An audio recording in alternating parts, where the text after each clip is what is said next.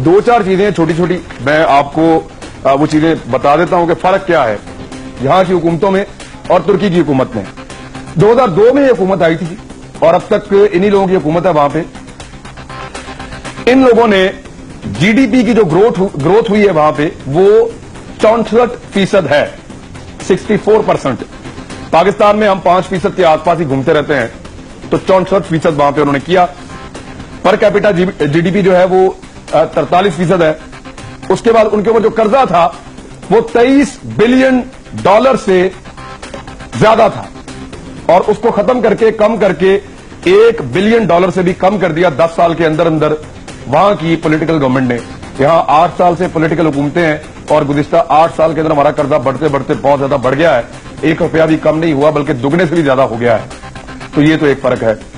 और इसमें बल्कि अब तुर्की ने अपना सारा कर्जा उतारने के बाद आईएमएफ को कहा है कि अगर आपको आइंदा कर्जा चाहिए तो वो आप हमसे ले सकते हैं। तो ये भी एक फर्क है पाकिस्तान और तुर्की की हुकूमतों में।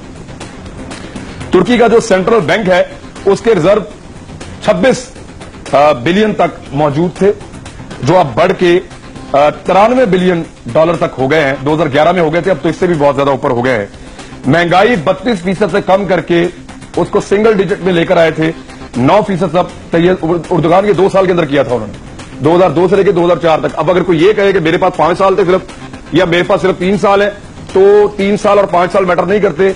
उनकी हुकूमत ने वहां पे 2 साल के अंदर अंदर जो महंगाई की शरह है उसको 32% से कम करके 9% तक पहुंचाया था। उसके बाद उन्होंने तमाम गरीबों को तुर्की में ग्रीन कार्ड दिया है और तमाम गरीबों का तुर्की में इज्जत के साथ, मैं खुद वहां गया हूं, मैंने देखा है, बड़ी इज्जत के साथ उन सब का मुफ्त इलाज हो रहा है, सेहत की सहूलियात उनको मुफ्त मिल रही हैं।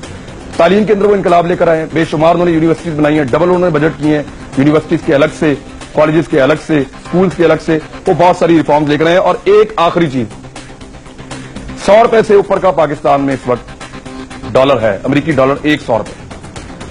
तुर्की का आज से 20 साल पहले जो 1 अमेरिकी डॉलर था, तुर्की के पैसे को लीरा कहते हैं, 1 रुपया, 1 लीरा उनका 1 रुपया है, तो वो 222 रुपए का 1 डॉलर उन्हें मिलता था और आज 2.25 रुपए का 1 अमेरिकी डॉलर है। तो ये तो है वहां की हुकूमत। तो ऐसी हुकूमत के लिए अवाम अगर बाहर निकले तो कोई अचंभे की बात नहीं है। ऐसा हो सकता है, तैयब उर्दुगान से उनको फायदा मिल रहा है, उनको इज्जत मिल रही है, उनका मुल्क आगे बढ़ रहा है, उसकी पॉलिसी उन लोगों के मुताबिक है, तो फिर लोग उसको सपोर्ट देने के लिए बाहर आए हैं। क्या पाकिस्तान में भी ऐसा हो सकता है या ऐसा होगा?